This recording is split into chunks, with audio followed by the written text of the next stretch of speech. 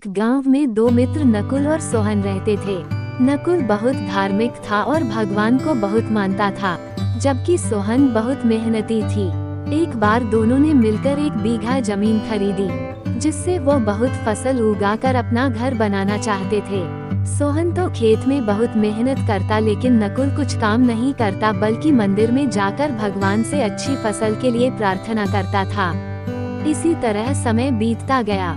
कुछ समय बाद खेत की फसल पककर तैयार हो गई, जिसको दोनों ने बाजार ले जाकर बेच दिया और उनको अच्छा पैसा मिला। घर आकर सोहन ने नकुल को कहा कि इस धन का ज्यादा हिस्सा मुझे मिलेगा, क्योंकि मैंने खेत में ज्यादा मेहनत की है। यह बात सुनकर नकुल बोला, नहीं, धन का तुमसे ज्यादा हिस्सा मुझे मिलना चाहिए, क्योंकि मैंने भगवान से इसकी प्रार्थना की, तभी हमको अच्छी फसल हुई। भगवान के बिना कुछ संभव नहीं है। जब वो दोनों इस बात को आपस में नहीं सुलझा सके तो धन के बंटवारे के लिए दोनों गांव के मुखिया के पास पहुँचे। मुखिया ने दोनों की सारी बात सुनकर उन दोनों को एक एक बोरा चावल का दिया, जिसमें कंकड़ मिले हुए थे। मुखिया ने कहा कि कल सुबह तक तुम दोनों को इसमें से चावल और कंकड़ अलग करके लाने हैं, तब मैं निर्णय करूंगा कि इस धन का ज्यादा हिस्सा किसको मिलना चाहिए। दोनों चावल की बोरी लेकर अपने घर चले गए।